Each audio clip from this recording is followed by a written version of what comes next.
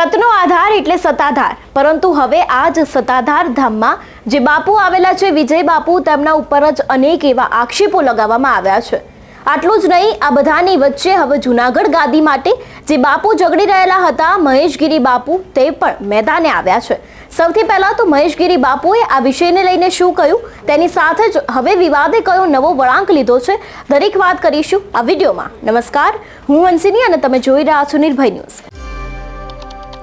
સત્તાધાર ધામ સાથે અનેક એવા ભક્તો છે જેમની આશા જોડાયેલી છે, પરંતુ આ બધાની વચ્ચે હવે સત્તાધારનો જે વિવાદ છે તે જ અત્યારે હાલ ચર્ચાનો વિષય બન્યો છે। સમગ્ર ગુજરાતમાં જૂનાગઢની ગાદી બાદ જો કોઈ વિવાદ ચર્ચામાં આવ્યો હોય તો એ છે સત્તાધારનો આ વિવાદ। સત્તાધારના જે બાપુ છે વિજય બાપુ, તેમના ઉપર તેમની પ્રેમિકાનો આક્ષેપ લગાવવામાં આવ્યો છે। એટલું જ નહીં, તેમને જમીનમાં પણ ઘણા બધા કૌભાંડ કર્યા છે, તેવા પણ એમના ઉપર અનેક એવા આક્ષેપો છે જે અત્યારે લગાડવામાં આવ્યા છે। આટલું જ નહીં, વિજય બાપુના મોટા ભાઈ નીતિન ચાવડાએ પણ તેમના ઉપર અનેક એવા આક્ષેપો લગાવ્યા છે। એવું પણ કહ્યું છે કે વિજય બાપુના લગભગ લાખો રૂપિયાનું લેણું પણ છે। આ બધાની વચ્ચે મહેશગીરી બાપુ, જે જૂનાગઢની ગાદી માટે ઝઘડી રહ્યા છે, તે હવે વિજય બાપુના સમર્થનમાં આવ્યા છે। સૌથી પહેલા તો આપણે મહેશગીરી બાપુને સાંભળી લઈએ કે તે શું કહી રહ્યા છે આ સત્તાધારના વિવાદને લઈને।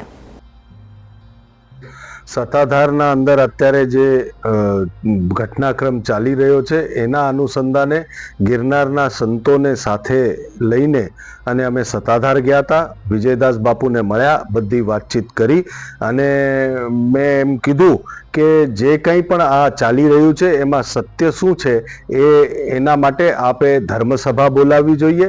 ધર્મસભા બોલાવ્યા પછી બધાને સત્ય જે હોય એ કહેવું જોઈએ, જેથી કરીને સમાજને ખબર પડે સત્ય શું છે।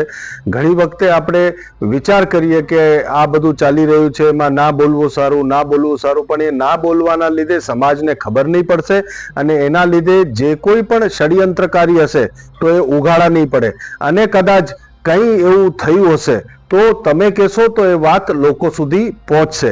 મને એટલી ખબર પડે છે કે જે ભૂલ થઈ ગઈ હોય તો એને માફી મગાય અને માફ કરાય। પાપ થયું હોય તો એના માટે પ્રાયશ્ચિત્ત હોય છે।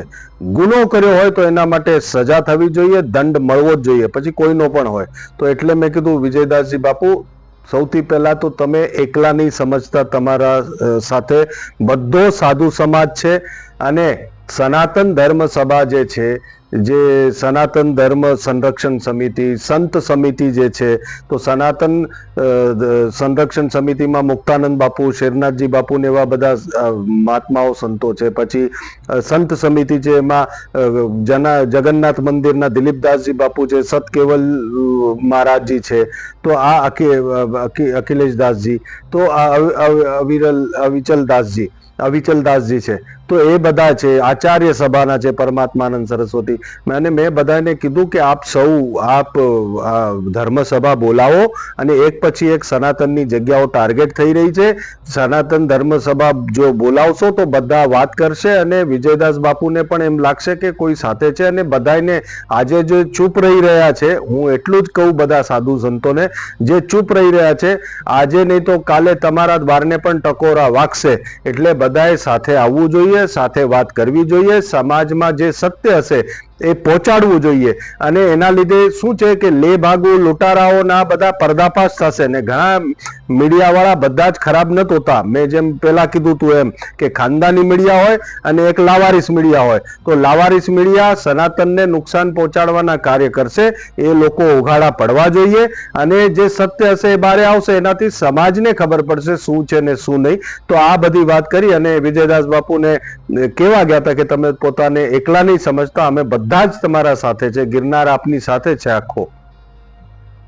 આ બધાની વચ્ચે સવાલ એક એ જ થાય છે કે શા માટે સનાતન ધર્મ ઉપર આટલા બધા સવાલ ઊભા થઈ રહ્યા છે।